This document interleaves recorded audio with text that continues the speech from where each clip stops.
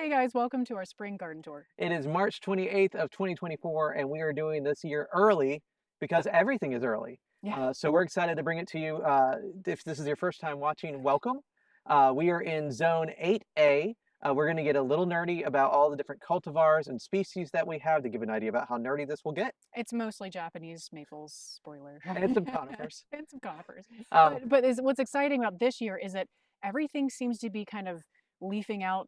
It's more simultaneous than it really has in previous years. Usually things are just randomly going at different times, and these are kind of all together, so it makes it look a little bit more springy and nice. right, and like when Anna was saying, like normally things are a month apart from each other, and Yeah, right now they're going at the same time. yeah. So we're excited. So let's get into it. Anna, you go All first. right. Okay, well, I just said that everything is leafing out more together, and this is not fully out, but this is Purple Ghost, and it is right now kind of from this perspective a little bit more pale. If we go around to the other side, it'll look a little bit more Here, we'll go around to that side. purpley. Yeah, So this is a purple ghost Japanese maple. yep. It was from our backyard originally, and we moved it about, I guess, a year ago now.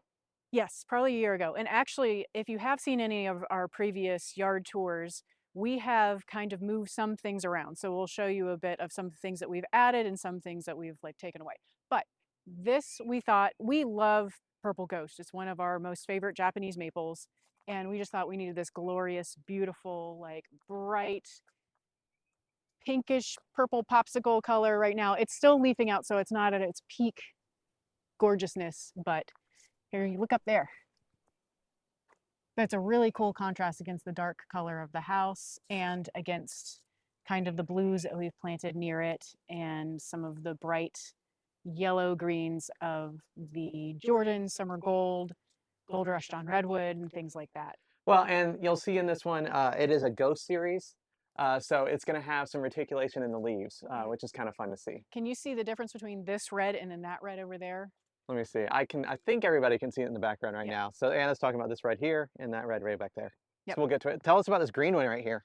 Okay. This is Mikao Yatsubusa, Japanese maple, and people kind of like to group it in with the Shishigashira kind of type. They're not the same, but they're both very dense and kind of have this shingling, layering action with their leaves. This right now it's definitely its spring color. It gets to a really deep, dark green during the summer. So this is its being its brightest right here. New leaves are still unfurling, and I'm just so excited to see all the different, like the new growth, and see how much the branches will grow. And that takes a while, so that's just fun. And if you notice, guys, if you're watching and you've seen the previous video, you're going to see things have changed over here. Things are missing. So we moved a lot of things. We'll get to that in a little bit. All right, let's take a look at this Tamukiyama, which is not the best looking so far.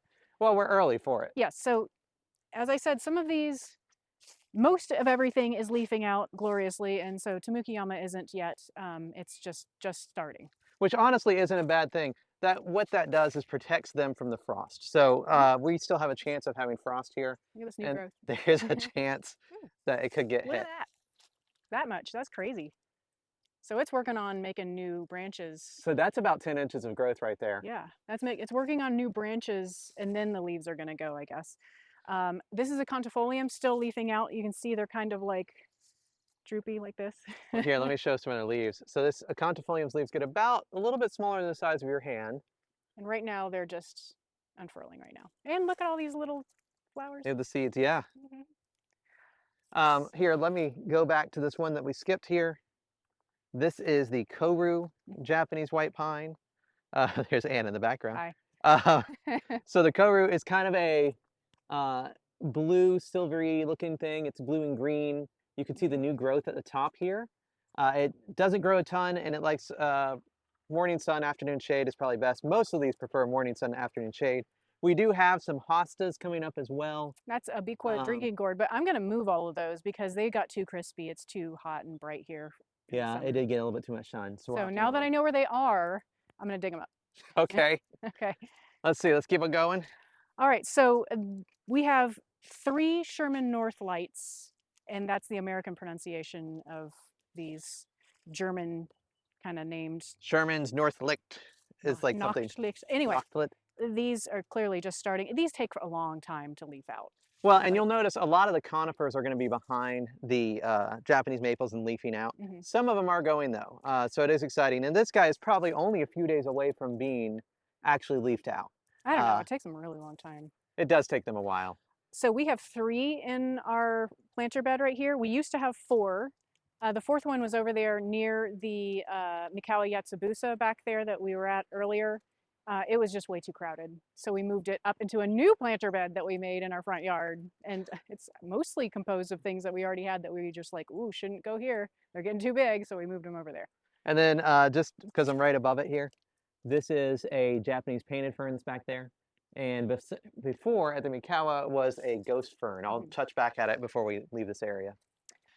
Okay, so this is a Skeeter's Broom Japanese maple, and last year it made a whole bunch of whips, which are new branches going up like crazy at the top of this thing. So it's going vertical, so that'll be fun. When it rains, they kind of fall over because they don't have a lot of strength yet to the branches. It's almost So, acting like a Tomley's red sentinel, which this can get confused with. yes. This tends to be pretty red. Let me see if I can get any of it. But it tends to be pretty red, and you can see here the new growth all along, like everywhere. And it's So, still going. oh yeah, it's just exciting. starting to push growth. You can see up there, it's starting to push growth too at the Yeah. ends. Up there, I'm looking at probably 8 to 9 inches of growth. Here, let's swap. Yep. First, I'll show this guy, and then I'll get to the more But exciting look at the stuff. comparison of between here's Tombley's Red Sentinel, and then there's that purple ghost back there behind Spencer. Just the difference in color. Okay, what did you want to talk about? Okay, first is just to show this American ginkgo. Mhm. So ginkgos are their own things. But so this is American ginkgo, Merkin maybe? We'll put a thing at the bottom to tell you. American with an M, not an It's M. a dwarf ginkgo. It grows maybe only a few inches a year. So you can see up here at the top, it's just starting to push a little bit of growth. So anyway, it's a really compact form, and it can get about yay big or so. It'll be nice once it's bigger. It's still nice right now. But here, let's go up the hill. I wanted to show exciting things. So first one, this right here. So we moved some trees this year, this past fall. For us, the best time to move it is during the winter.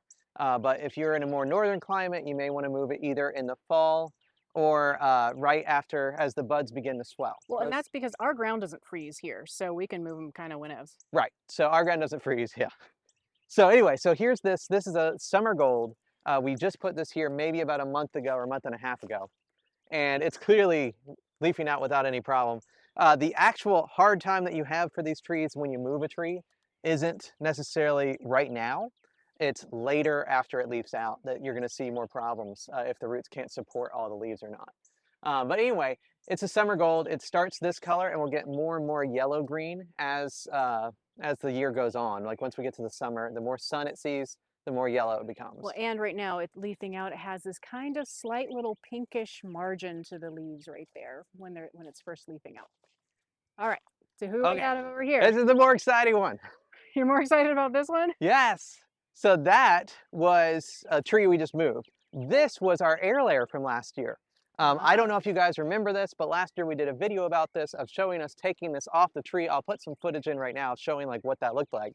So here is the official air layer after that. So I went against my own advice and I went ahead and planted it this winter along with the summer gold, same time frame. When I took it out of its, I think it was in a 10-gallon grow bag or something like that, or 10-gallon bag container. When I took it out of that, the roots had filled the container completely, and now it is leafing out and looking great. Wow, look how vibrant green this is. And it also has little flowers. This is Jordan. So this is really fun. This came off of our very large Jordan tree. It was just a branch at the bottom that really wasn't that pleasing to look at here. Yeah, you go on that side. Yep. And you can kind of see. Well, and look at, so this is Jordan Japanese maple, and behind Spencer is a Gold Rush Dawn Redwood, which is also known for being super bright chartreuse green, bright yellowish. In the defense of the Gold Rush Dawn Redwood, it gets more yellow as it sees sun. It doesn't leaf out as brightly as the Jordan does. Well, Jordan leaves out super bright. Like it had hardly any leaves on it just like last week, so. Well, and the Jordan, just to clarify for people that aren't familiar with Jordan Japanese maples, they start out this color and then they're going to slowly fade to a kind of a lighter green color. They're not going to stay this yellow green. In some zones, if you're in like maybe zone 6 or 5 even, they may stay a bright green like this if you have them in full sun. Here, they can't take full sun. They can only maybe 7 hours of sun at most. And so what you want to do is put it in that kind of shade and let it be what it's going to be. Like, let it be the green it's going to go. Don't try to force it, is what I'm And saying. this will be fun to see because in this position, maybe it might get a little shade from that gold rush done redwood. There's a pine above it. See, pine. Okay. And then we have other ones in the backyard in various different situations. So it's kind of like an experiment. Well, and other thing, if it's getting too much sun, the leaves are going to start to turn white on this guy. So if you start seeing your leaves turn white, that's not necessarily a good thing. It means the tree is getting a little bit too much sun. All right, let's keep on moving. So, oh, we already talked about it. I'm just looking at Jordan. Okay. Okay, what? We already talked about it. This is the gold rush on redwood. This has been here for like 4 years, I think. I've It lost count. started about our height, just a little taller than us, Yeah. and now it is that tall. Whew, right there. So And then, well, and expect a big tree. that in the one we planted over there at the neighbor's house is that big. So there you are. That was about 8 years ago, or 9, 10, somewhere around Yeah. there. Well, this one had a little bit of water. That one we weren't watering specifically. Um, Helps. But just to give an idea that gold rush dawn redwoods really grow. They are a metasequoia. They are not a dwarf. Be ready for them to get big.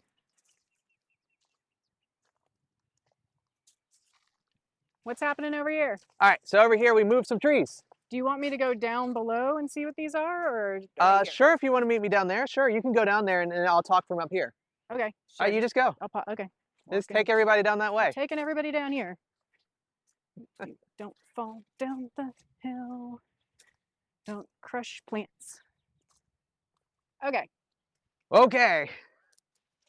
So there's that Jordan. So these are all Sengokaku Japanese maples. This one on the right, Sengokaku, is a Costco Sengokaku that I think we got for like 50 bucks or so.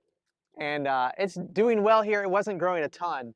These two are air layers that we took off of Sengokakus previously. This was from our Sengokaku grove in the back. They weren't quite getting enough sun, and so we decided to move them up front while we could and while they weren't too big. Well, and the idea behind these is that we've got this big old dark leaf magnolia behind it, and it'd be nice backdrop for these. Yeah, and that magnolia is just a standard southern magnolia. That's the name of it. It's a southern magnolia. Yeah, we didn't plant that one. Let's see, other things that you can see in here. This is a Miss Grace. It looks like Miss Grace has now died at the top third again. Oh, more? It definitely looks like it. All right, So well, this one we bought on clearance for a reason. it has continued to get smaller every year. We knew that about Miss Grace, that it wasn't known for being vigorous, and it's more like this. It's known for dying a little bit each If we year. were suspecting that there's too much water retention in the front of this planter bed, should we move it down here, or is that a bad idea? We could, but if we want to do that, we had to do it before it leafed out. Yeah, okay, well, never mind. Let's see, that is ooh, I've forgotten what that guy is. That, I don't know. But he's growing a little bit. He's supposed to be yellow. He's not. This here, I'll try to come around. That's a fire glow Japanese maple in the front that you're seeing. And the idea behind this fire glow was, number one, it was on crazy 75% off sale, so that's why it is in our position now. But also, hopefully the sun will shine, and when the sun sets kind of behind the house, the sun will shine through the leaves, and it'll be a vibrant, glorious, beautiful situation. That's, I think, where it gets the name fire glow, is the sun coming through it. So we'll see. It's supposed to be more red than blood good. It's going to get fairly large, but not too big, maybe 10 to 15 feet tall. So it'll be bigger, but not crazy. And then behind it is a new addition that we have. It's still leafing out. This is a weeping bald cypress. I think it was a Cascade Falls. I'll have to double check. There's a couple kinds. Falling Waters or Cascade? There's also an Angel Falls. Anyway, there's one of them. We're just going to call it a weeping bald cypress. We'll put the real thing in the bottom. Yeah. But we're excited about this. We just got it. It should grow larger and then start weeping down as well. It's the kind that wants to kind of be a little bit more vertical with weeping branches rather than just a big puddle on the ground. So we're excited about it. I'm excited about it. You have to stake it still. We'll see how it goes. This is another Mikau here. So another Mikau Yatsubusa. It grew last year. The plan is to eventually move this. It's forever place. but it did grow about 7 inches or so last year, which is a lot for it. And so I kept it here to see if it will make another push or not. Yep. And so Um, here's our pretty bare front of the planter bed because we took some things out. A couple things died. Our yeah. conifers our white pines were not doing well, so we had to remove those, which leaves this big old open area. And then we had we're kind of where those pots are, not exactly. That's where we had another Sherman's North light, and it was just too crowded over there. So now we've got like 1, 2, 3, and that's aesthetically pleasing, I think. Well, and let me ask him if you guys know of anything like plants, anything at all that we should put in here, whether it's flowers or if it's kind of a conifer or anything else. Let us know. This gets about, I don't know, 7 to 8 hours of sun on this side, about 4 to 6 hours of sun on that side, and it's retaining too much water. So whatever is here needs to like water. And we could go with flowers, I guess. All right, well, tell me about this new addition that we do have. Okay, so one new addition, and y'all, you got to let me know if this doesn't like water, but I moved this where the other tree was happy. We had here a Fukuzumi Japanese white pine. That's not what this is. This is a tree of Lebanon. It's a weeping tree of Lebanon. I don't think we even have a tag on it. It's known for being brittle. Its branches are quite brittle and will snap off easily, which is why we got it. I mean, we got it for next to free or free, I forget. Yeah, it may have been free. Maybe $5 or less. So I'm excited about it. We put it up in our front planter bed where it's going to get the right amount of sun. It'll get some afternoon shade. It looks a whole lot like a deodar to me, Yeah, it does. which makes sense because deodars are also cedars. And we have a lot of those. So this one can get a lot bigger than this, but this one's already several years old. It is showing like no growth. It's showing actually dieback. So I thought I'd put it here to give it a chance. We'll just see what it does and give it some time. We do have some corbels, some hostas coming up, and some corbels, and another hosta coming up. This is a dancing queen hosta that's not here yet. Yeah. And then just a couple of corbels. I don't know their varieties. I just know they're different colored corbels. Here we can go over here. Okay. Showing the things that died. Here is Oh, from the front plants. Yeah, these are the dead Eastern white things. pines. Rest in peace. Yeah, one was not a sea urchin. It was a specialty one from the nursery, Mhm. but we couldn't find any info on it. And the other one was something else. So you can see the root mass on these here. You can see that they didn't really have any root mass left. So that's what tells me it was probably too much water in Well, in one the of them growing. died midsummer, and so it was the roots were probably deteriorating for many months. Yeah, it was So, probably for a while. and so along our driveway, a bunch of camellias, which some are still blooming a little bit. Some are. So this one is the Frank Hauser. Mhm. So Frank Hauser variegated. It didn't have any flowers this year. It gets hit really hard by the frost, but this year we didn't have too much on it. There's some new So you can growth. see the new growth here. Yeah, which is exciting. Um, I'm okay if Frank didn't have some our idea flowers. here, Frank gets big. Yeah, So our idea here is that this is going to be a little blocking towards the yeah, neighbors. towards We our also have a house. little gem magnolia. Magnolias are a little bit behind everybody else. They don't push this early. So it's going to be a little bit before they do.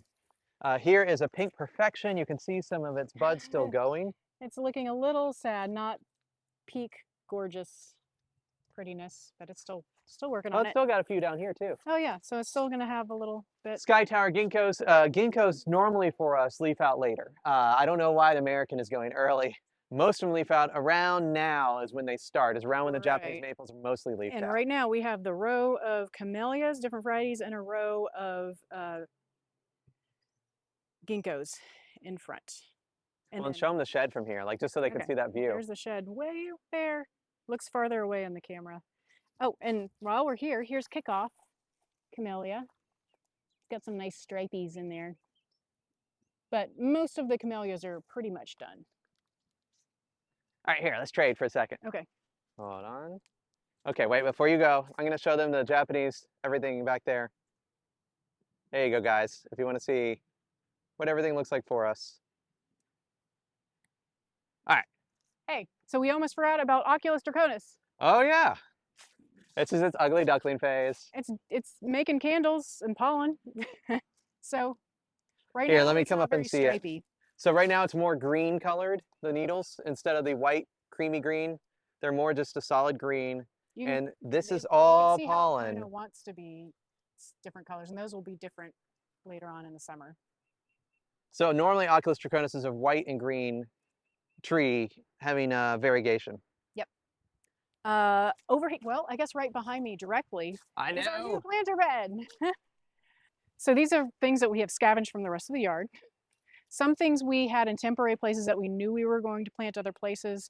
What happened is that we weren't putting things in this area of the front yard because we need to fix the stairs and the walkway to our front door. That, They're yeah, not safe. it's red, y'all, right now because we don't want to waste the paint on something we need to replace. I didn't want to waste the paint on something that needs to just be ripped down. Um, the house used to be that red color. Anyway, so this is our new planter bed area. I'm in the middle of putting free chip drop chips down, not quite finished yet.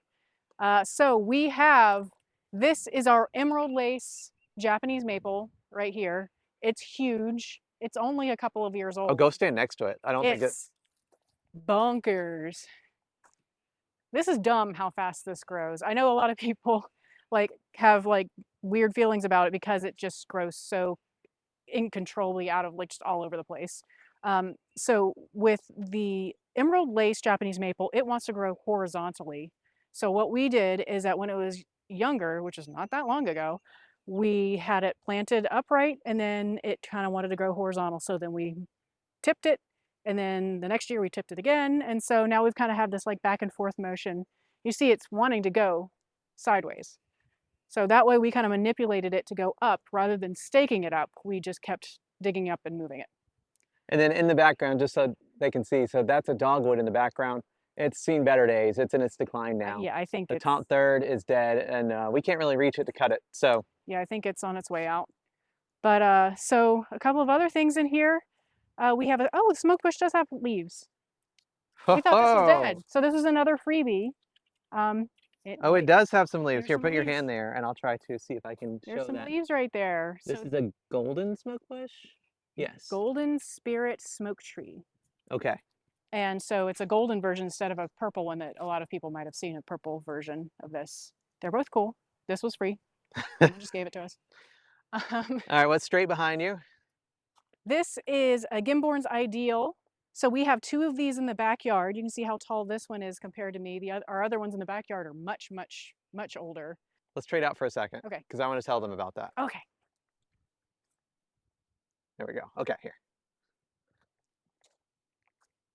Okay. So I just want to talk a second about this. So I'm the one that moved all these trees. Anna was doing, I don't know what, Anna was doing other things. She did help me with moving some of these. I think I was designing a website or something at the time, or Maybe. things. So the good news is I see new growth on here, but it's like that much, like it's like a centimeter or so. So I just wanted to point out this guy may die. So its root ball when I took it out. And this came from the front planter bed now behind me. Yeah. So Neil Ramsey told me, if you know Neil, hi Neil. Anyway, he's big into conifers, and he told me that Japanese white pines really don't like having their roots messed with. And I was like, okay, mission heard. I'm going to try to move this with as little disturbance to the roots as possible.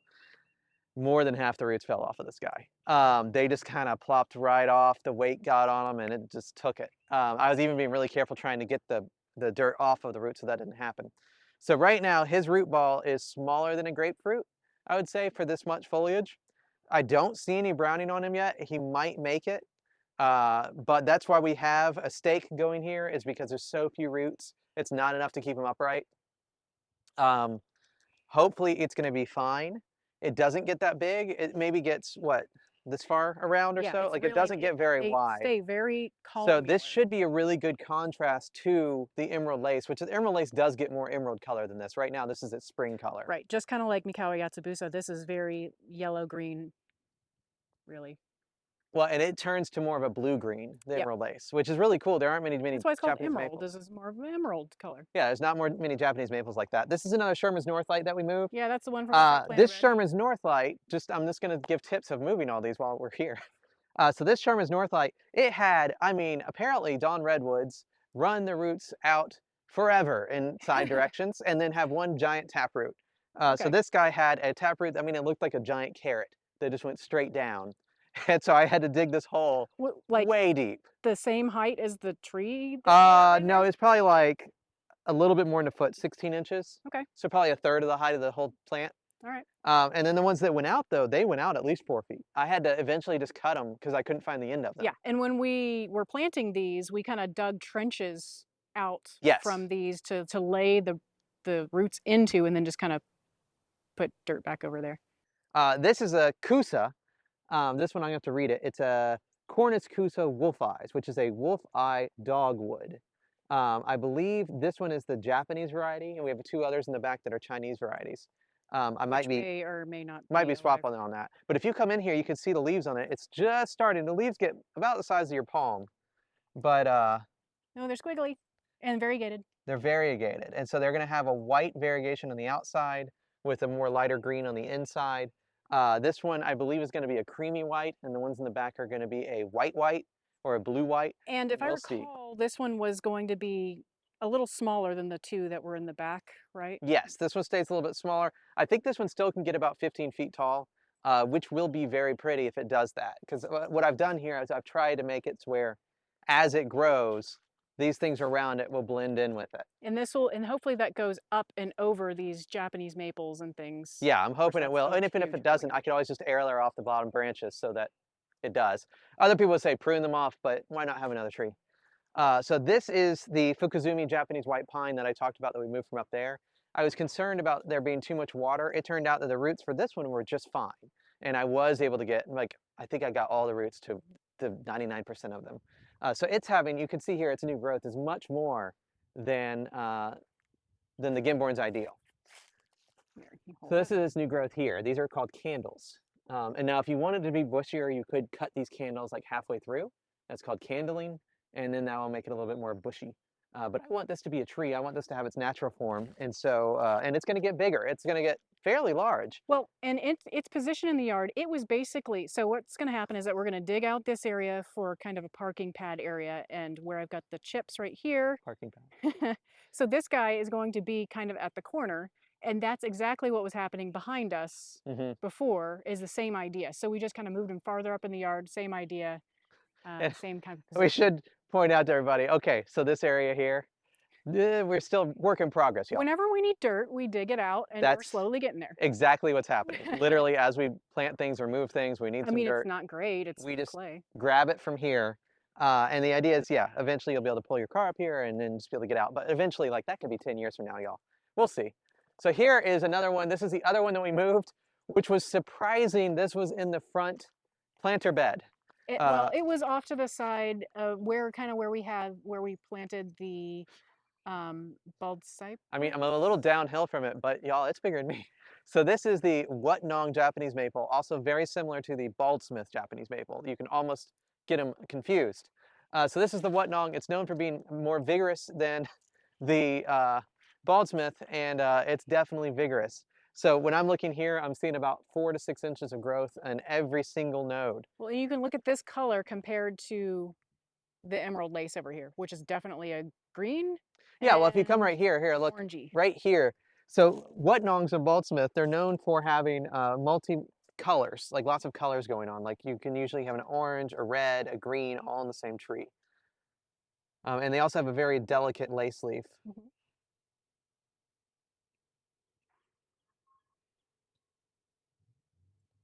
Okay, you keep going. So anyway, but look at all this growth. Like look, like right here, this is just fireworks everywhere. And it's not done pushing out at all. So this is exciting. We'll have to come back in the summer and show you how much it's actually grown, because this was just moved a month ago into this spot. So keep that in mind. And it had so much roots that I was able to get, I didn't even need to put a stake on it. No stake. It was fine. You'll notice the stakes, by the way, if you, just pro tip, if you're putting in the stakes, put them at this angle like we have here, rather than straight down with it. It avoids the stake going through the roots, so it doesn't damage the roots. And it helps them have some movement with the wind, which is what you want them to have. You don't want them to be fully static. However, those are staked pretty tightly because they didn't have any roots. Yeah. Let's keep on going. Okay. Oh, wait. I need to come over here. Back over here to get this angle right here, which isn't, maybe I'll come back in the afternoon where this is shining a little bit more. But okay, so we've got red, chartreuse, red, kind of pale whitish, and onto the rest of the yard, which is crazy. So we have Twombly's Red Sentinel. Right, this is Twombly's. Here, I'll come over here. This is Twombly's Red Sentinel. And so this one's also going like fireworks. So Twombly's is one of the early ones to leaf out for us. And this looks very similar to the Skeeter's broom that we saw earlier. It might be a little bit easier to film though, because it's not in so much I sun. think it's a bit more purple. It might be. And it has a little dusting of pollen on top right Oh now. yeah. We are braving the pollen for you guys. Sacrifices.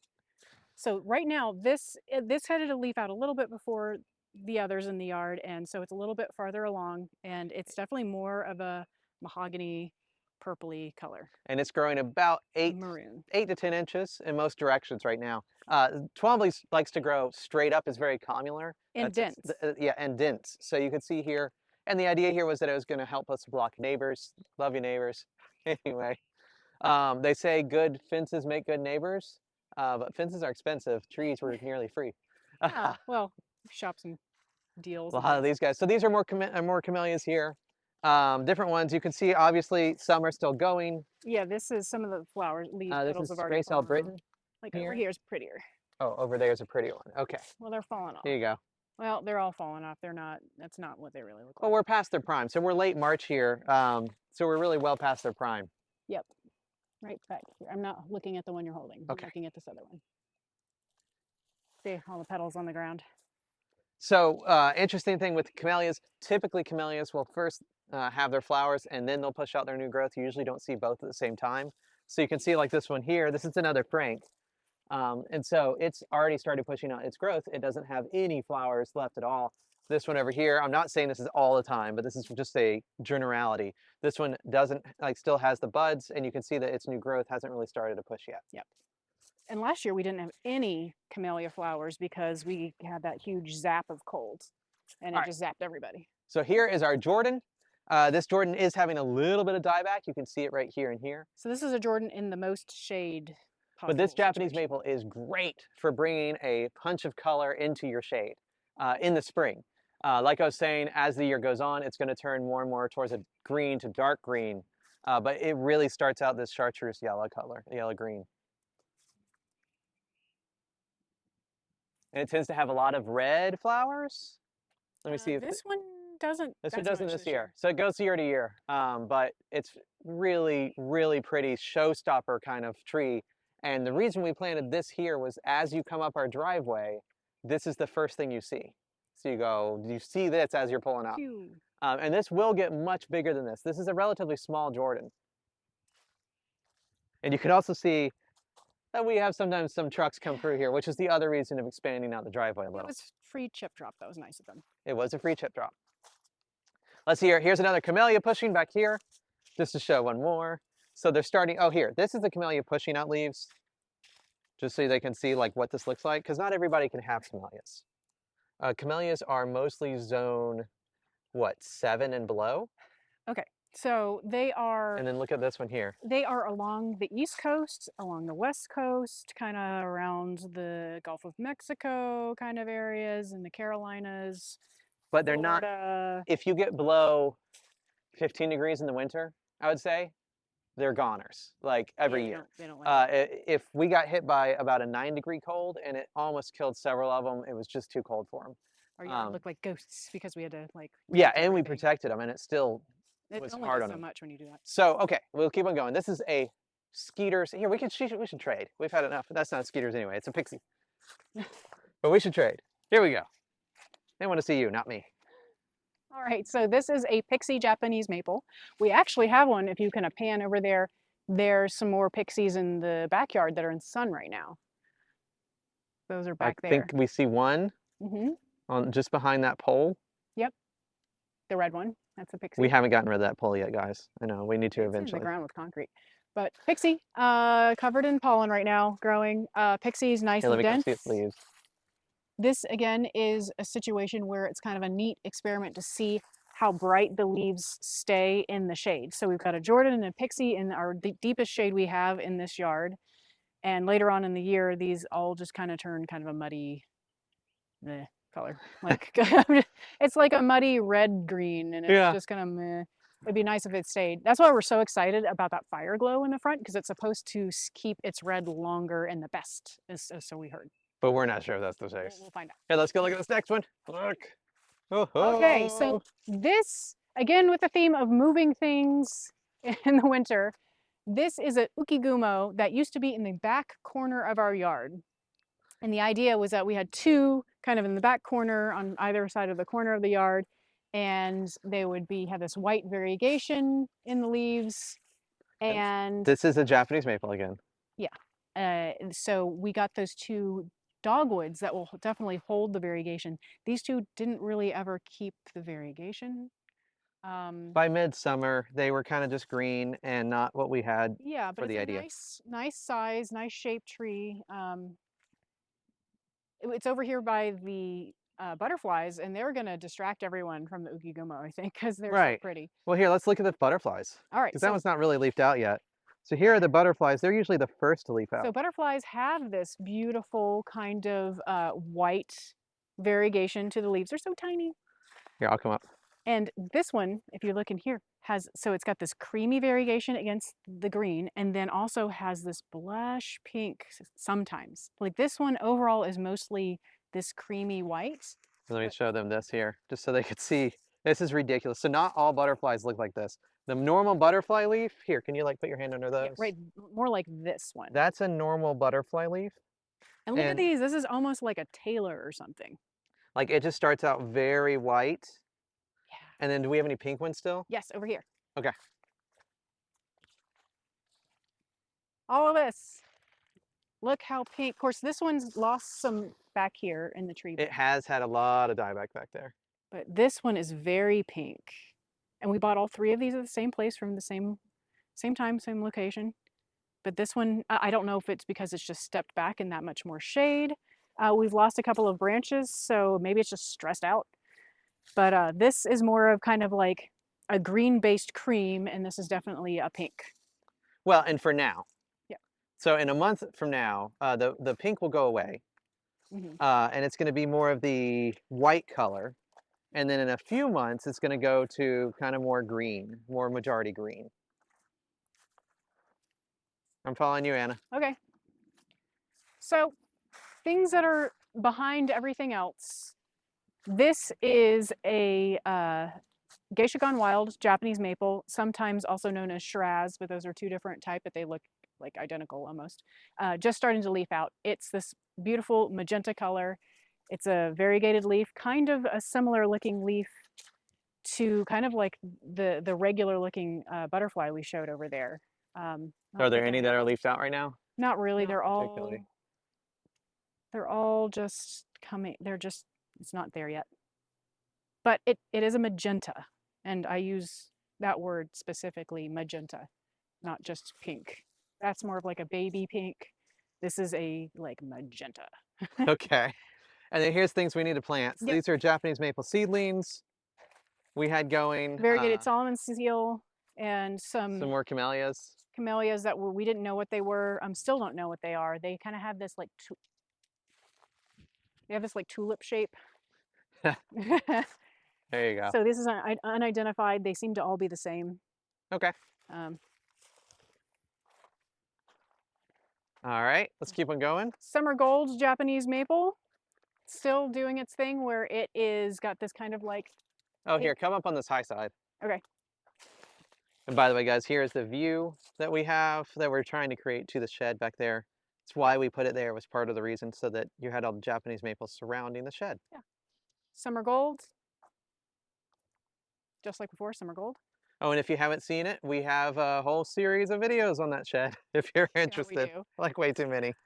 So we have seedling Japanese maple, which seedling Japanese maple means just it was a Japanese maple from seed. It's not a clone, so it's just called a seedling, even though they're big trees. So seedling, seedling, Okay. seedling, seedling. This one turns brilliant orange in the fall. Yeah, last fall for us, it was a Like real showstopper. this one is like, wow. So Like Anna's mother wants an heirloom from it. yeah, she does. Sorry, Ruth, there aren't, Well, we'll find something off of there. we'll see. But they have different size leaves. Like this one's got kind of big chunky leaves. And then this one back here, smaller leaves. So they're just, you don't know what you're gonna get. Right, and all those ones that we had in pots earlier that we were saying were Those are all seedlings, those seedlings. are all seedlings. They Yeah. came from seed. So we had a freeze, like a really bad, unusual for our area freeze 2 years ago. And one spring ago, we lost some branches off of this Scolopendrifolium, which is the green Which is this guy. green one right here. Here, let me see if I can And back up enough to actually see it. this spring, it's looking like we have some more dieback, Right, which so is here. still, we've asked some people and they think it's probably from that same freeze that we had. Well, let me show them. So this is a Hub's red willow. And Hubs That's is now having some that's a dieback. Scolopendrifolium. The Hubs, and this could just be like how it is situated in our yard, that it got colder than other areas. But here is the dieback on this one. Can you come put your hand over this so they can see it? I mean, Or it's just, just yeah, but 4 you can inches. now, yeah, just having something to it to see.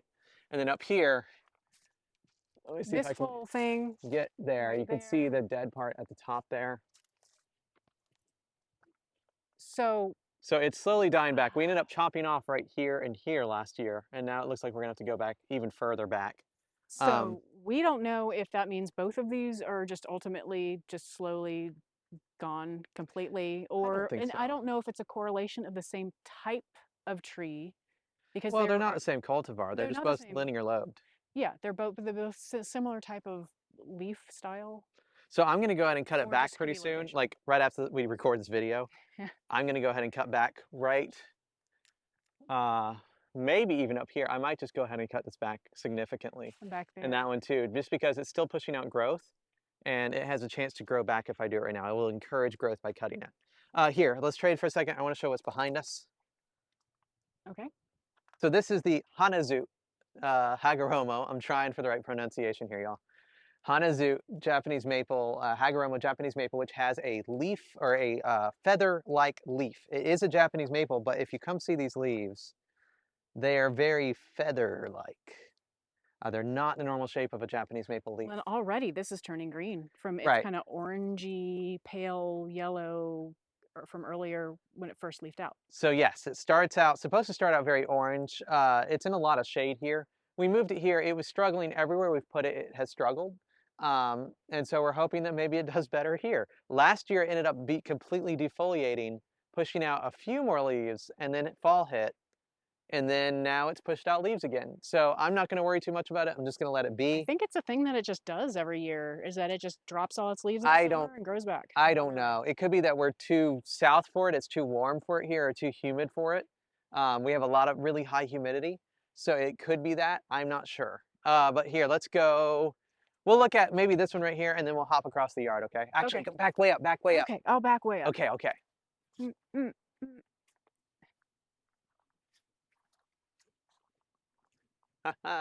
Yeah. So this is the Scolopendrifolium that we talked about earlier. It's a Scolopendrifolium, Japanese maple. It has linear lobed leaves, similar to a Koto no Ito, but slightly bigger leaves. This is the Aka or Bini Shigeka, how do you say it? Aka Shigetsu? Shigetsu Sawa. Or Um, Benny, maybe. We'll Japanese maple. debate. And it is beautiful, kind of pink color that I see right now to my eyes. What do you see, Anna? Yeah. Oh, yeah. It's more of a pink. The Hub's red willow, more of a red. This is more of a peachy pink, I'd say. And the idea that we had here was that you had both trees leaning in and you have your Japanese shed behind, kind of completing the look. You have a dark color behind them, so hopefully they pop a little bit. That was the idea of us putting the shed here. And this was the flattest area of our yard. Yeah, to be honest. Oh, here, let's show them the inside of the shed. They probably haven't seen that. Okay. Also, so this is so the Beni or Aka Shigetsu Sawa is a ghost, and so is this is a amber ghost over here, which is not leafing out as much, and that should be more of an amber, soft, whitish color, whereas this is more of a pinkish. Well, and here, Right if now. you, right here are some reticulated leaves. If you want to see the reticulation of, like, I don't know if this one is technically in the quote ghost series, but it definitely is the same thing. I mean, it's kind of, I guess it's not super labeled as a ghost, but it's kind of this similar idea. It has the reticulated leaves just like a ghost. It's very pretty. It will turn green later in the year. Yep. Right? Yeah, Am I right but on that? not Yeah. as intensely green. All right, so here's inside of our shed. It's going to be a mess in there. Well, it's okay. Just because I don't know if they've seen the shed that we built and the inside, it may not be the same people. So this is just a storage shed, y'all. Yeah, So this there we is go. our yard max. And our pile of stuff we've thrown in here. That's a workbench, I promise. And then, But I wanted to show them this. Here, you back up. I'm gonna do it. I'm gonna do it. oh, okay. Okay, ready?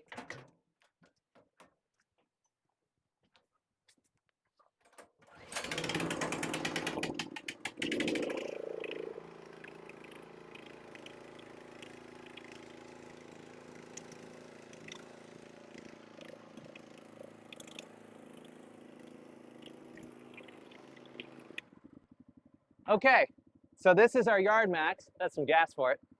This is our yard max. I forget what kind it is. I'll put the link below of It's what the it is. fanciest one with the I'll put it in the hydraulic description. dump. I'm yelling a little bit because this engine is going, but I wanted to show you this, that it has, if I turn up the gas. Oh. Anyway, I just wanted to show this. I know you guys we have a lot of hill. You clearly can see how much hills we have. So we use Uphill. this tool here to help us move all the mulch and dirt and trees and everything else. This is what we're using to help us move everything. Otherwise, it would just be too much of a hill. I'll just turn it off and leave it here for now. But anyway, this has been really useful for us. We ended up putting a truck bed liner on the inside of So we it. sprayed our truck bed of our truck, and then we used the excess to spray the inside of the yarn max, and it's been great. It has been great. That was a really good move. And we just store it in the shed. Part of the reason, or actually a lot of the reason we built the shed is because we had this and it was making our garage smell like gas. We have an electric lawnmower, but these types of things really do need to be gas powered to make it up the hill. We couldn't find any electric powered track barrel like this that could go up a hill. Like that was the main thing. They couldn't go up hills, and this one can go up, clearly it could go up an easy hill without a problem. Yeah, that ramp is a little steep. It goes up that without an issue. So anyway, I just want to show that. Okay, going on to more Japanese maples. Okay. Oh, and I actually put hostas in the ground. Oh, here, we can trade. Okay. So you can show everybody your hostas. I actually put hostas in the ground. Woo. They're not just sitting in pots. So Dancing Queen, Fire Island. Okay. You can tell because of the red stems. Yes. Yes, red stems on this one, which is fancy for hostas. To have anything red on hostas, that's great. That is, I think, a Paul's Glory. It's really small. Those are blue mouse ears. That's a lancifolia that's older than I am. It came from California from like the 1960s or 70s. It's super old from my mom. And is that a Paul's Glory or something? I don't know what this is. So I had labels and they all like faded and I don't know what they are anymore. Well, and they get buried under the ground. They disappear. Yeah, that's true. Or squirrels steal them. I would actually, that might be an orange marmalade. Never mind. Okay. Orange marmalade next to lancifolia. And then some of these might be Paul's Glory or June or something like that. And I have no idea who that guy is. And then a bunch of like ghost ferns. All right, can you show us this Japanese maple here, the Orange Dream, and then we'll go all the way across the yard and come back. Okay. What's this one to our right? This one. This one. Yeah.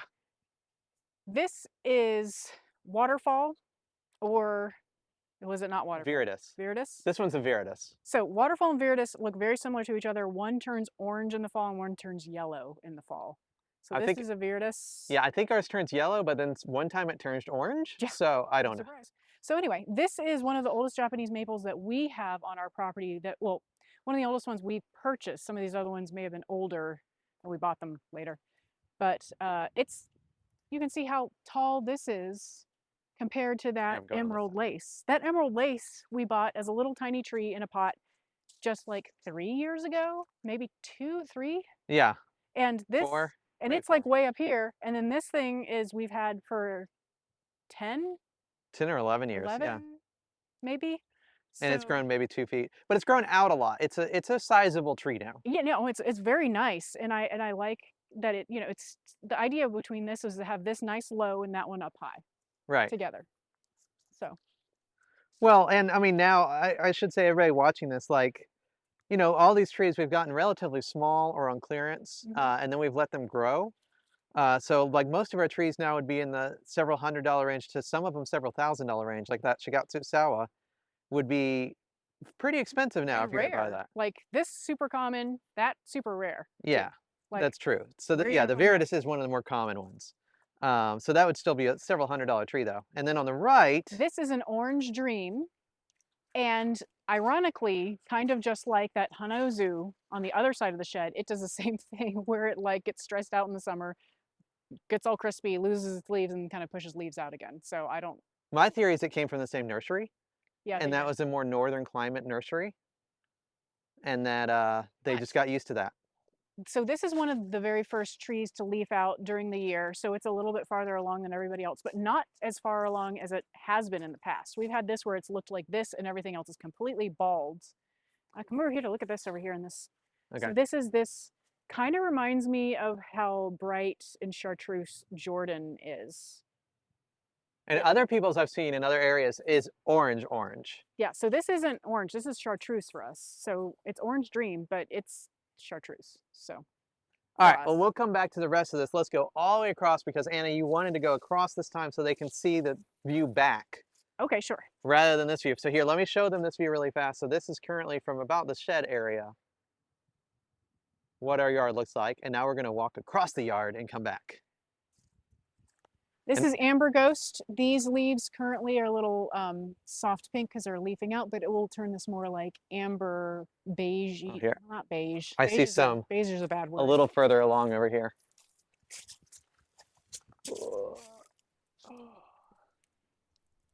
So they're leafing out kind of pinkish, but then they will become this kind of that's a good word, not beige.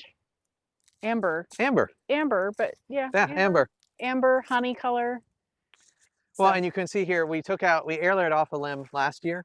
And then now I can see in there's still one more limb there. It doesn't have leaves on it yet, and that may be dieback because it's under the canopy. there's some buds Oh, are there? right here.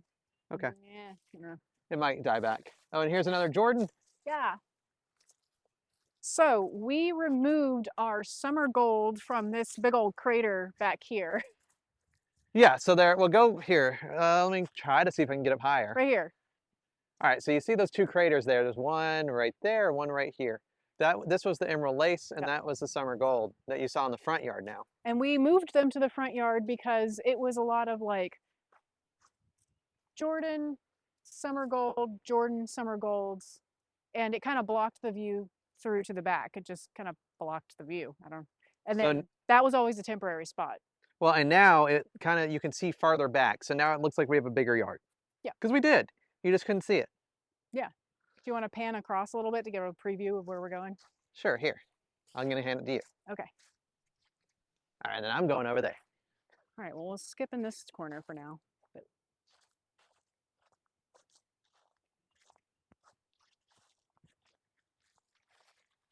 Where are we headed? You said you wanted this side. We're going this Okay. side.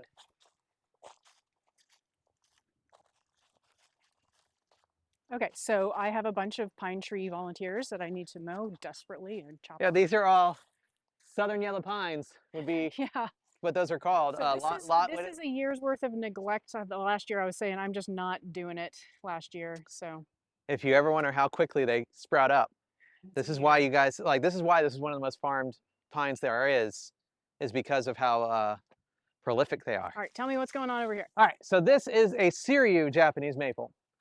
This one we got fairly large, but not this large. It grows feet a year, or can. It's got a kind of a lace leaf. It has a later in the year, it'll be a little bit emerald colored of the leaf. Kind of similar to the emerald green, but not quite as emerald. Emerald lace, yeah. And so it is an upright lace leaf.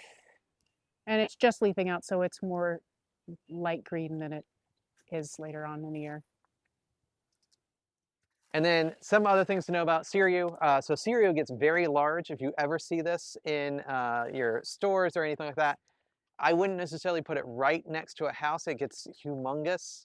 We have it this far away from the house, which we thought was going to be appropriate.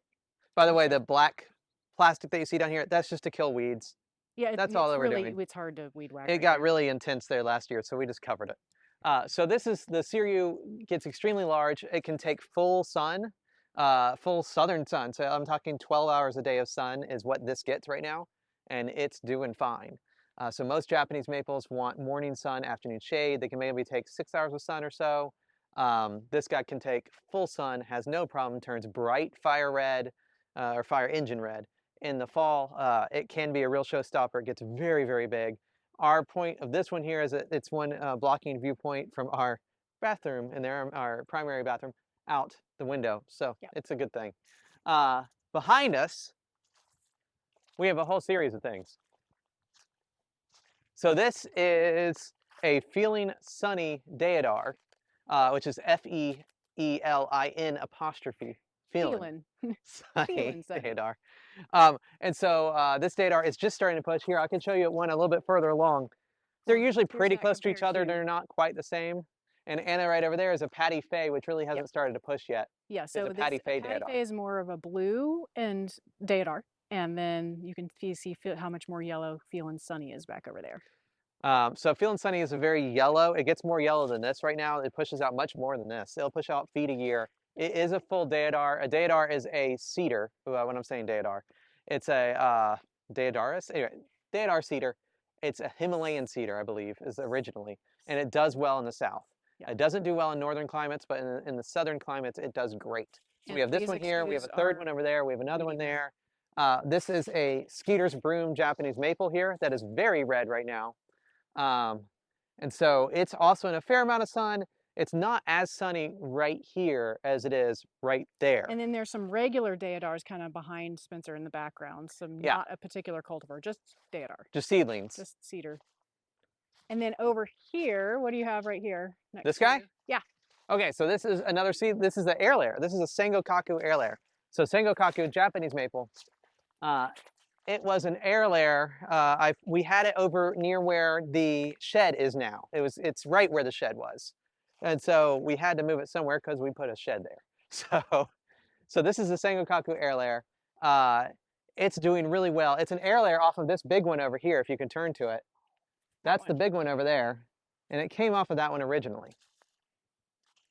And then who is right here? And well, let me say about this guy one more thing. Air layer, just in case they aren't familiar. An air layer is where you put wrapping around the tree on one of its branches, have it form its own roots, and then it becomes its own tree. And it makes an exact copy. All right, this is Orange Flame, Japanese maple. And I will say it is more orange compared to the other trees. Like it is not straight up green, but I wouldn't look at it and be like, oh wow, look how orange that is. And this Orange Flame in particular is giving the Sengokaku a run, or I'm sorry, the Siryu a run for its money and how quickly it grows. Orange Flame are all very fast growers. But this Orange Flame is growing definitely feet a year. Sengokaku can definitely grow feet a year, and Siryu can grow feet a year. Can you look on the tag and see when we bought that guy? Sure. So this was a little 2-gallon whip. We bought it for $35. Does it say what year? Orange new growth. Spring orange new growth, it says. It's got a year. Well, I think I see a date, 2016. So it's 2024, so this was 8 years ago, but it was, I mean, a little 2-gallon twig. Yeah. And so you can see the color of the Siryu green versus the Orange Flame, and that it is definitely different. It's not green when you compare the two. Miss Grace Deodar right here, just passing by. We just happen to have one right here. Here's another Gold Rush. This is another Gold Rush Dawn Redwood back here. This one is the same age as the one in the front. It's not as tall. We weren't giving it water daily like we were that one. And that's the big difference. Back here has been a big change, and then we'll start going this way where y'all can really start to see the real view. So this was the Sengokaku Grove that we showed you at the very beginning of the video where we moved the trees up front. So this tree was the Sengokaku here, and one was one over there. It wasn't getting enough sun, so we moved them. Instead, we now have Pink Perfection camellias that we got for $3 a piece. So we have a whole row of camellias here now. This is going to be glorious, like when they all bloom at the same time in the spring/winter. It really will be. It's going to be amazing. So they were just struggling here. The Sengokakus weren't their side. They just were maintaining. And honestly, this one in the middle is starting to drop branches. Oh, and maybe yeah, it's dying back. So it could be that it's sick. There's a real chance. But I had to cut off another big branch and throw it back there. So it's just not getting enough sun. It's either letting go of the branches or it's diseased. I'm not sure which. And right now there will be more, it is more shaded. It's actually hard to see this one during the summer because of all the branches. They're just not leafed out from all these other trees up here. I guess we should note that. So while all of our trees are leafing out right now, the overhead trees haven't started to leaf out yet. We do have a bunch of them, but they're only just starting to put their leaves out. You can see there are a whole bunch of tulip poplars as our big canopy. You can see the rest of the yard. Please excuse our mess. But yeah, a lot of these are more shaded than what they are right now. You can kind of see the harsh shadows from some of the Japanese maples currently. And a little bit of the shade over there. Okay, one more thing to say on the Sengokaku. Um, I would have moved this as well with the others, but this is just too big of a caliper. I mean, you can see here, this would have been a beast to move. It was a beast to put it in when it was much smaller than this. So now this would have been near impossible, but I wanted to show you this down at the bottom here. So I don't see where the graft is, but that looks similar on an old tree. It's hard to tell, but that looks kind of like where the graft is taking place. And you can see these new leaves coming I out. mean, if that is a graft, that's a really nicely done graft. It kind of changed size right there. That's my biggest indication. So if you see this happening though around your graft union, you want to pick these off. These are making new branches, and if it's not your main tree's cultivar, yeah, it's gonna be stronger than the grafted tree. It'll probably be stronger and probably So push then I out just more and don't take it want over. branches down So if you there ever see either. that on any of your Japanese maples, at the bottom, right around your graft union, you want to take those out. Okay, you want to trade? Yeah, here. Okay. So this is a geisha gone wild. It's not leafed out yet. We had one back over there in more shade situation. I'm gonna go on this side. Magenta. Yeah, it's in the same state as the other. It's not really quite leafed out yet. In geisha gone wild, at least ours don't grow that rapidly. This is also purchased in 2017 as a 2-gallon, and it's basically staying the same size the whole time. But moving on, this is a Tumukiyama. So we had a Tumukiyama in the front planter bed that was kind of short and squatty and wide. This is one that we purchased that was staked up pretty much this height. We bought it, all of these branches had been cropped back, I'm guessing for shipping. So it was just this long, stubby guy. And so we wanted that because we wanted the height. And so this will be hopefully nice and big and huge, and it'll eventually just keep pushing all of its growth into the branches and going out. And just like the one in the front yard, this one also is at about the same stage of being leafed out and will be more red once it leaves out. And the idea is that we wanted a red over here when we purchased it and planted it over here. Is we didn't really have much red. We had a bunch of these blues and greens, but So point it out, yeah, point out the blues. Where's the Patty Faye? I see it. Oh, you're right going here. to it? Okay, I'll stay here. There's Patty Faye. Then we've got a gold rush on redwood. We've got the Siryu Japanese maple. Which will be a green. Yep. And then kind of this orange flame that doesn't stay orange, just kind of gets muddy green. And then you have the red. And you have this red right here. And on the other side, if I look this way, then we have kind of the bluish color in ours as well. And we have this guy. What's this one, Anna? That's a summer gold. So yet another summer gold, and then this is our summer gold that is in the most sun possible in our yard. I mean, situation. 13 hours of full direct, no shade sun. So I mean, it can handle it. It's just getting sun straight from the sky. Straight from the sky. So it can handle it. More so than Jordan. We had Jordan in more sun because we, like years ago, had heard that Jordan could take more sun, but it can't, and summer gold can. Yeah, so they're very similar. If you're debating between the two, if you have a lot of sun, summer gold is probably going to be the winner there. Yep. The leaves are a little bit smaller in summer gold though than Jordan. Yep. And then right next to you is a purple ghost. Here, I'll kind of show through it for a second. So just like in our front yard, we had a purple ghost. And this is a purple ghost. It's still leafing out, so it's not fully unfurled yet, but it sure is glorious. This is, I think, one of my favorites. I'm going to say everything's my favorite. But it is really nice. It's a so bright, bright purple red. As it leaves out more, it's going to turn more of a purple color. Yeah, like literally a purple pop. And we can see this right out of our back window every time we go by in the kitchen, every time in the primary bathroom, we can look out and see it. Yeah. It's a really prominent tree for us, and we're really happy it is. Yeah. It's a really pretty tree. And it's a very different, lighter red than the other reds that we have in the yard, from like the pixies or the Skeeter's brooms or the Tombleys or red sentinels. Like it's just just different. Well, and it's in, again, 13 hours of sun here. Yeah, lots of sun. Like so unfiltered 13 hours of sun, which is not common for a ghost. Most ghosts cannot take more than a couple hours. And then here, let me see if I can get it. Here, maybe you quit. All right, that's in full sun, but we'll see. Can you get one of these guys in the shade? Sure. We'll see if I can just get a little bit of coverage here. So it's really, really pretty reticulation in there. Through the leaves too. I know you can't Shooting always up through the leaves. and against the dark house too, which is fun. Which, Yeah. All right, here, I'll keep on backing up. okay. Oculus draconis. Again, this one's got lots of pollen going on. And that's a red pine, Japanese red pine. Japanese red pine. That's right. Again, with a gold rush John redwood. It hasn't grown much yet. No, It's still newer. That's a newer one out of all of them. this is a sky tower. This is not a sky tower. This is a, who are you? You're a sunstream ginkgo. Just looks like a stick. Ginkgos leaf out later. So this is an orangeola. We knew it was going to be a tree, but we didn't think it was going to get this large this rapidly. So we were like, oh, we'll just move it when it gets to be a certain size, and it hit that pretty quickly. Though the Whatnong did grow faster than this orangeola. Yes. So So we bought the Whatnong and the orangeola at the same time. I just want to show you, this is an example of a high graft. oh, okay.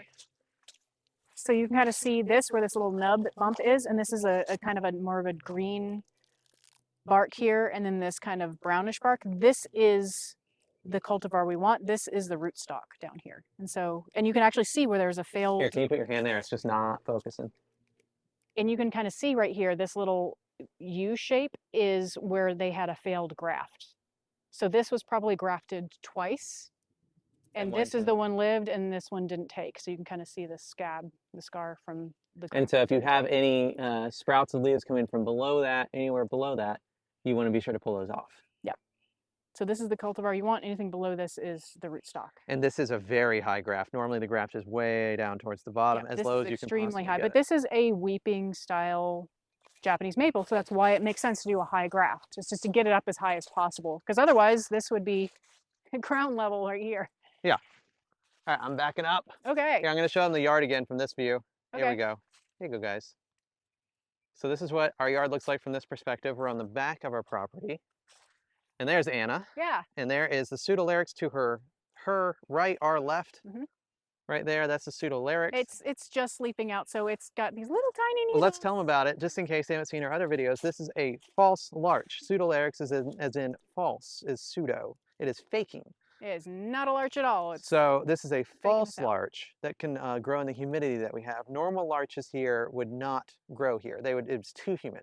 Yep. And so this guy is a false larch. He likes clay soil with high temperatures and high humidity, which is exactly what we have. Perfect. I don't know why we don't have more of these. Just because they're super rare. I know, you can't find them. So pseudolarixes are extremely hard to find. If you find one at a reasonable price, I would say just buy it. If you've got the right area. If you have the room for it. They do get big. So this one is nowhere near fully grown. Yeah, there's one. And it's already way up there. There's one at a garden near us, and these branches are like, it's like an oak tree, kind of. Like it's like a lower branched oak tree. Yeah, like the branches just go. Yeah, the branches don't fall off like an oak tree. This looks very columnar right now, but the mature one we've seen is mushroom. It's got to be 40 feet across. Yeah. Like 20 feet on each side. And then it's got to be it's probably only 40 feet tall, but it's probably... Ours has stayed this nice columnar shape, so stay like this. This is nice. Do it. Over here is Reuben, Japanese maple, and it is this really pretty coral color, kind of peachy. Isn't that color right now? Yeah, well, right now it's kind of turning green. So it's turning, it hasn't, this year it wasn't its most peachy pink ever. It's kind of starting to get a little brassy looking because it's starting to turn green. So, well, just a reminder, guys, the reason I ask Anna, is it turning now, is because I am colorblind. And this is a color that my eyes have a hard time seeing. What's unusual is that this is usually the first Japanese maple in our yard, along with the orange dream over there. Yeah. Everything else is bald. And then, you know, it's just this beautiful thing here. And then everything else kind of looks kind of gray and drab. This year, this started to go, and then everything followed suit pretty soon after. So this is just an unusual year for us. It's kind of nice that this is kind of leafing out along with everything else, but it wasn't as peachy pink as it was salmon. There you go. It was a very, very salmon color, salmon pink. Well, and now it's gotten huge as well. It's grown a lot. It can grow about 2 feet a year in all directions. For us, it's been more like a foot, but some years it has been 2 feet. And it's staying kind of short and wide. It wants to grow horizontally, just like emerald lace. The Reuben wants to grow horizontally. Yep. Here, let's talk about this one right here. This is another skeeter spruce. Yep, Skeeter's broom, and you know it's a broom if you want to come in for a Sure. little bit. Here, I'll give you this. So right here, you can see this little nubby, the little middle leaf right here is a little short nub instead of a point, and so that's an easy way to identify a broom. Or it Uh, was a broom yeah, originally. it was a broom, so you I can see think the it was a broom on a, blood good yeah, I maybe. think a blood good We originally. could be wrong, but anyway, Skeeter's broom. A broom is a more compact mutation off of a branch of a Right. tree. And you So can see these in the wild, especially in conifers. If you see a dense branching area, that's likely a broom. and when we say broom, we mean witch's broom, and because it looks like a witch's broom, like a Yeah. broom, like a stick with a big And yeah, pointy if you end. see one in the wild, you're like, oh, what's that? Like, it's really It's a easy to, witch's broom. oh, It's very cute that they're called that. Anyway, so more dense and columnar. There you go. there's a tag on that one. Yes, this is a Korean gold. Who are you? Doesn't tell me. It tells me where I bought Old it. Spire, maybe? Just says Korean golds. Okay. $15. Okay. Uh, yellow little tips. Oh, there's some growth right there on this one. Oh, and these right there. Yeah, it wants And about 4 hours of sun or so. So it's behind a we're few throwing some things. conifers in here for variety's sake. Yeah, yeah, yeah. I'm making sure I'm not backing This is into our anything. other, yeah, this is our other Siriu right here. A branch came and lopped off the tree from above, a branch from above came and lopped off some of these branches a couple of years ago, and now we've had some rebound, some growth coming Yeah, it's back growing from right there. back. We And need it's to clean much this taller up. than when we started. What's this Uh, guy? this is a Shishigashira. So earlier at the very beginning, we talked about the Yatsubusa and that the Shishigashira is kind of something that people kind of put in their minds together in a similar way, but they are very different looking. It also has the shingling effect of the leaves, but this is a lot more like Here, let me come in there. scrunchy and Yeah, it's a scraggly. very different leaf when you actually look at it. Um, Shishigashira um, is also known as lion's mane. Well, As and it gets really tall. Don't let everybody fool you. Shisha Gashira can get like 15 or 20 feet tall. Yeah, I was It's, so convinced because we bought this as like a 2-gallon small. We had to put a tomato cage around it when we planted it initially because I kept almost not stepping on it, but almost stepping on it. It was so tiny. And now look, it's a tree.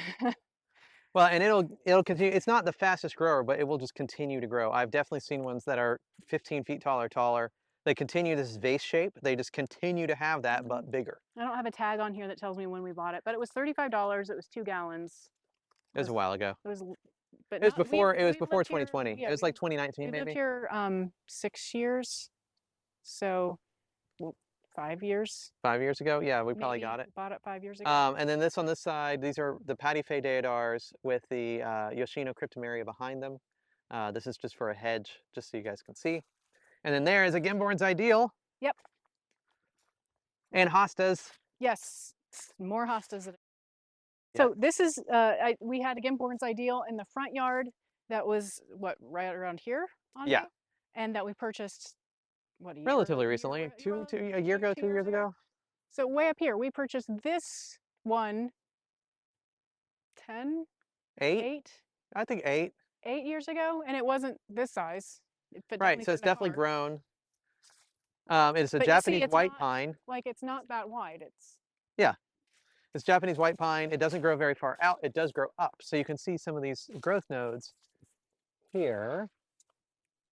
getting And through then the at the dents at the top, top you can there. see the taller growth nodes. Yeah, it's going to run into the Siriu. I didn't really think that Siriu has grown out more than I anticipated when I I first think put this that. must have been much just shorter. You wanted the Siriu to shade over and reach over this. Because the idea is that it helps shade that a little bit, and it does. Yeah. So I guess mission accomplished. Yeah. Um, Well, Not if you come quite what I meant with those like being right over each other, but that's come okay. over here with me. Okay, And if you look back this way, you can see all these different colors. back which way? Just this direction. Okay, what are we looking at? Here, I'm handing you the camera. Okay. All right. So you've got your Gimborn's Ideal, kind of a blue-green, Siriu green. It's lighter right now. It'll turn a little bit darker green.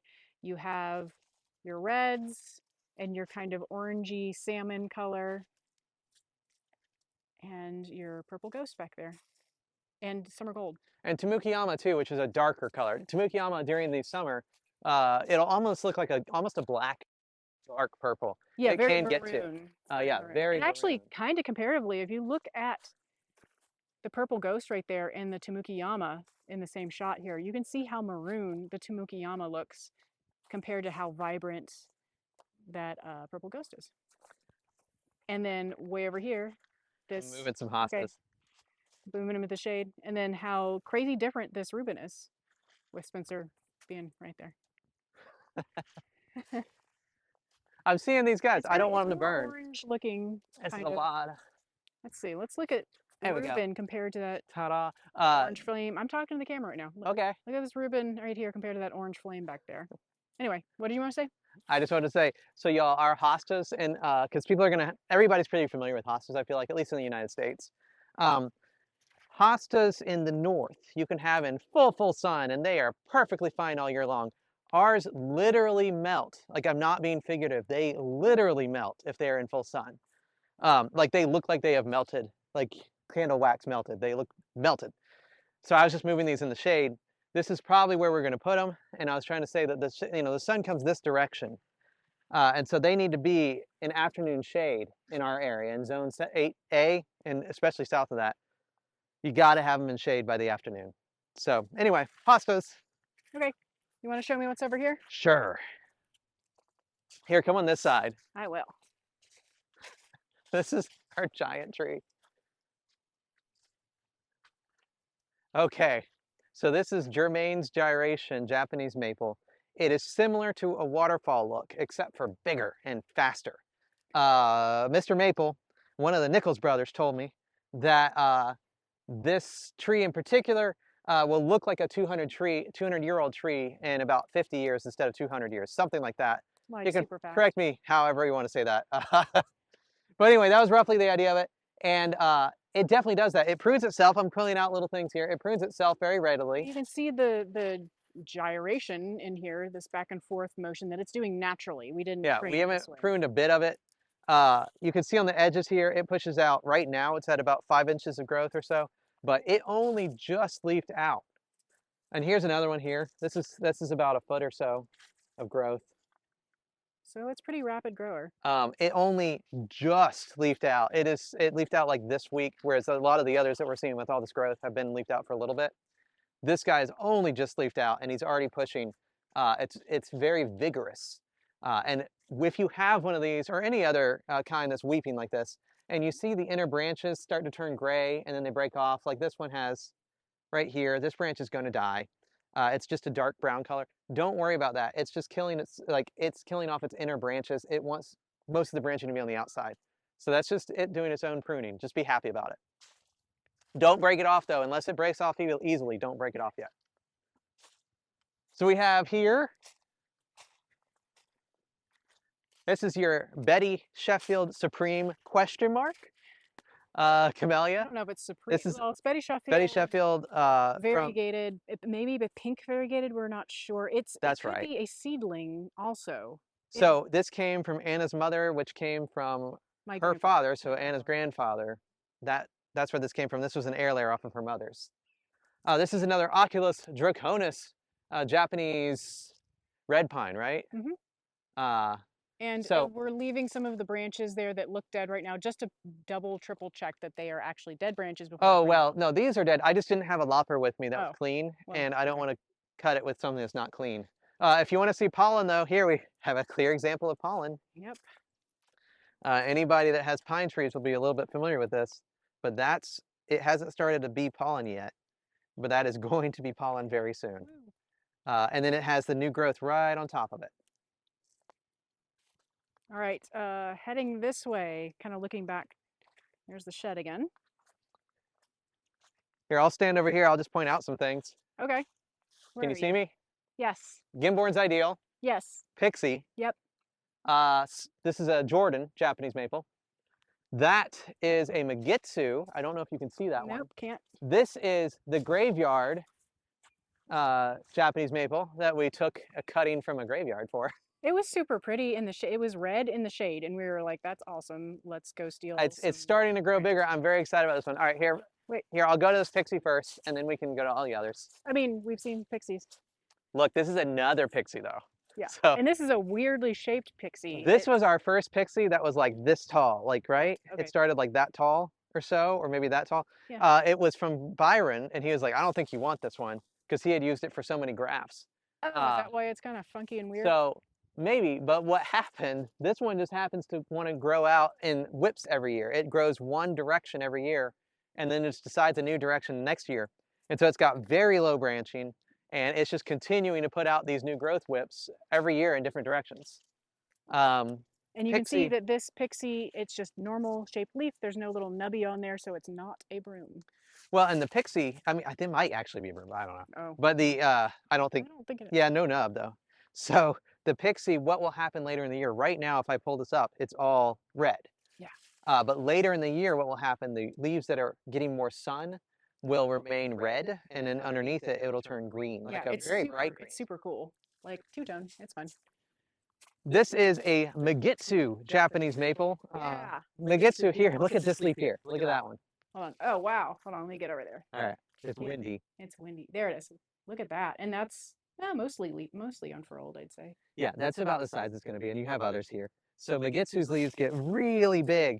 I would say it takes Megitsu maybe 3 weeks to fully leaf out, or 4 weeks. It takes a very long time for it to leaf out. A lot of effort. They're huge. Not a tremendous grower. I mean, so it's growing like 8 inches here, but that's like 2 sets of leaves. So, because the leaves are so big, the nodes are so far I apart. feel like we had a deer come through and nibble on this one. We did. And Also only the other this one. And the other one that was kind of like it. Here, we'll go this way for a second, Right, and then we'll come back. here's this graveyard Japanese maple. It was a graft. We just thought it was pretty, and it's doing well. And you can actually see it. We took the tomato cage off of it this year, so because it's big enough to actually not step on it. Not step on it, yeah. Back here, so back here we have some new Japanese Aurelias, which will be fun to plant. We've spaced them out. We haven't put them in the ground yet. We have some camellias back here that are starting to grow. This one I think was, oh, I forget. It was oh, here we are. Oh yeah, Kumagai Nagoya. Kumagai Nagoya.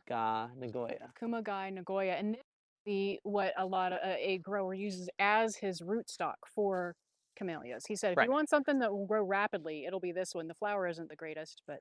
Well, and you can see it's already pushing. This was an air layer that didn't get many leaves. It was very tall for the root ball, and so it lost most of its leaves.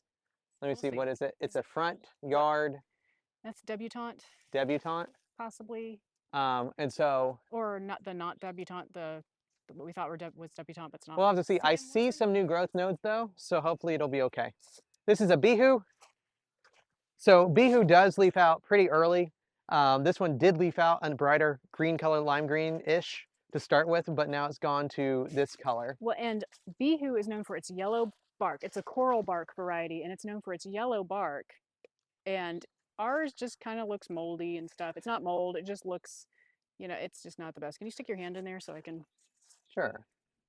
Focus. Yeah, that's not dead. It's just kind of ugly. I mean, it's the stuff. It's this stuff. This stuff. This gray stuff. Oh, lichen. Lichen. That's just lichen growing on. And then it just is kind of meh. So here's my theory. Okay, let me tell you my theory. Okay, what's your theory? Okay, here comes the theory. So first off, it has a ton of dieback. This is dieback right here. Like part of it just fell off while I was touching it. Our Bihu gets a lot of dieback. I think that's normal for Bihus. I can even see up there's some more dieback. So here's my theory. It's not doing what we want it to do. I'm thinking to air layer it right here this year. Like I normally would just prune it. So I'm thinking to air layer it down here and then still have another Bihu out of it. Yeah.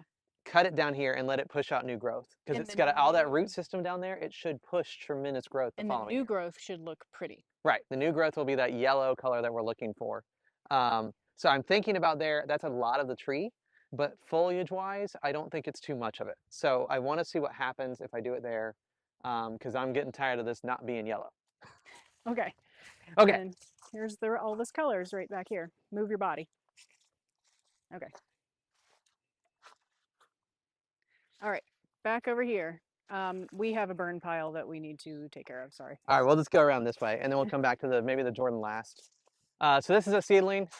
It just turns red in the fall. It's nothing major, but it's big and it's blocking and it's Yeah, the good. seedlings tend to grow a little bit more rapidly than the cultivars, so we strategically placed seedlings to block the view of neighbors' yards and things like that. Well, and you can tell that we start to have more shade here. Camellias are better for the shade. Japanese maples do well in the shade, but camellias do better. So we have camellias, we have these And Japanese they keep their Aurelias. leaves throughout the winter time, and Japanese maples do not. So here are our sticks. So these are the new additions to our garden. This is where the ukigumos were. Right, the floating cloud Japanese maples were here, and now this is, I'm going to read it. It's supposed to be Cornus Cusa Samaritan. That is a dogwood Cusa Samaritan. Um, I think we got twigs. I think we got sticks. I think we got these for free. Yeah, these were definitely free. These were definitely These free. were in the probably are dead zone of Boneyard, graveyard area. They might be dead. I think we got what we paid for. Okay. I'm going to give them a little longer, but I'm not holding out hope. But we may replace these maybe this year, even if we can find a good price on some of the same thing. Either the Kusa, we might do Samaritan, we might do Wolf's Eye. We're going to have to see which variety we really want to have here. Here's another one. And again, it sticks. Probably dead. And then a whole bunch of camellias. This is another Frank Hauser variegated right here. And you can see, just like the others, it's already pushing growth. We did have a cold day recently, and I did cover the specifically the Frank Hauser's reticulatas, this is a reticulata hybrid, don't do well with the cold weather, whereas the japonica camellias do better. Which are those? Yeah. This is a Siriu seedling. At least this is from Roger Bell, and that's what he told us was a Siriu seedling. It looks very much like a Siriu. It acts like a Siriu. It turns red like a Siriu. That's pretty much a Siriu. But he knew it was a seedling from his yard. It wasn't a one that he grafted. So this is seedling. One more Sengokaku air layer. And again, air layer is off of a parent tree, one of the branches that we took off. And the Sengokaku is a coral bark, and it should have red bark. Here, you can see the red bark right there. Yeah. And so this one isn't as crazy vibrant as I have seen some other examples. Let's see here.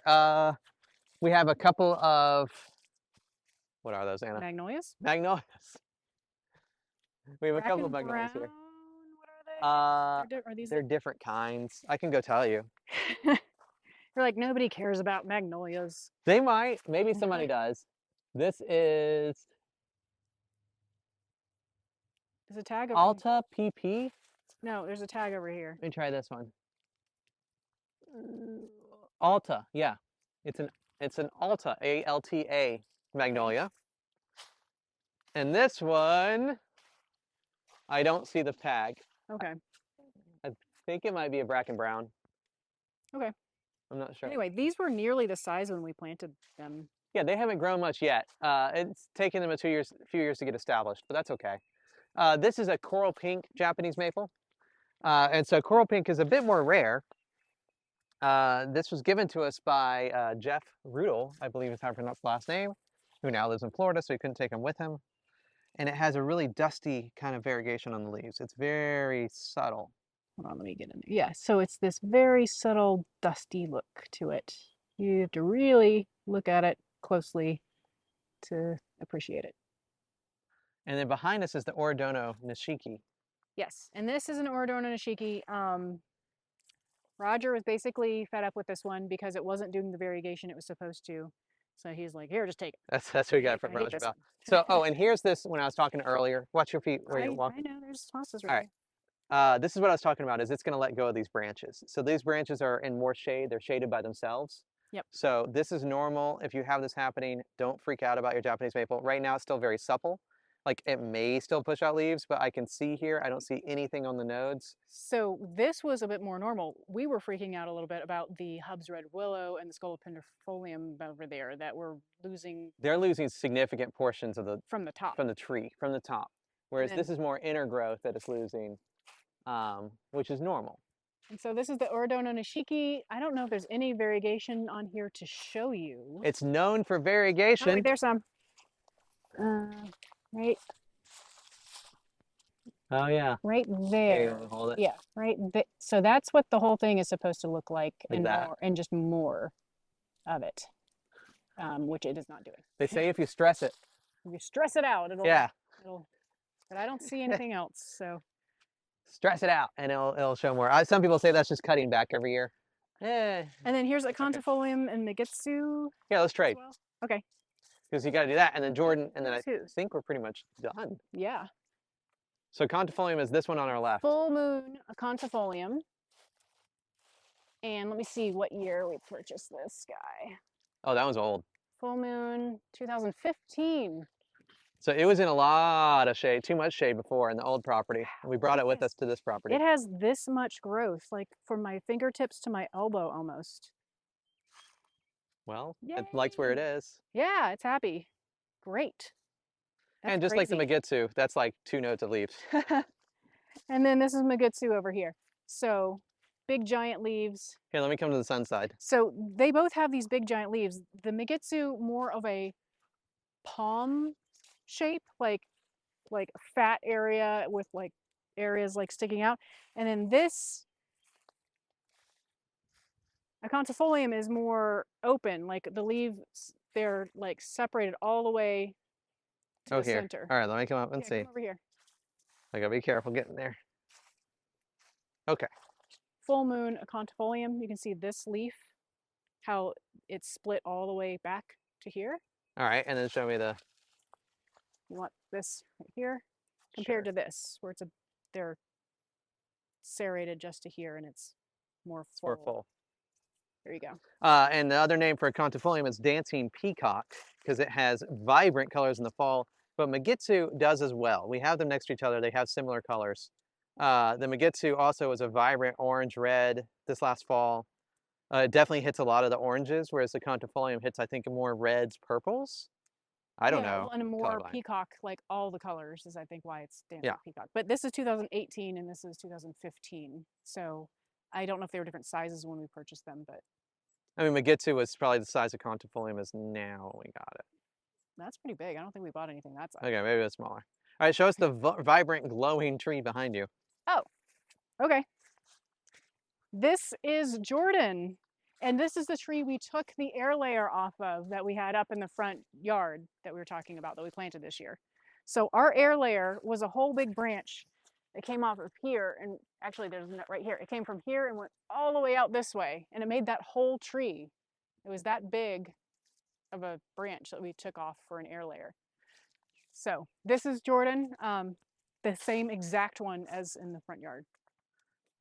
So I think that does it. I mean, there's a summer gold right there that we haven't looked at, but there's summer gold. Yeah, so right now, Jordan is going to be the eye-catching tree compared to summer gold. And then as we move along in the summer gold will become more chartreuse, and this one will back off in how vibrant it is. So that's kind of why we have kind of both. I'm really excited to show you this perspective of the yard of our purple ghost and our summer gold, or pretty much, well, the summer gold is mostly in sun right now. The purple ghost has kind of dappled sun and shade on it. Compared to everything else over here is a little bit more shade, and just like how bright that summer gold is and how bright that purple ghost is. We usually walk with you through the yard kind of along the path, and so I just wanted to show you from this perspective what that looks like. Oh yeah, let's go show them the perspective from like our actual house. Okay, sure, let's do that. Okay guys, so this is what our normal view looks like from our back porch. Just because you guys don't always get to see this as we're walking through it.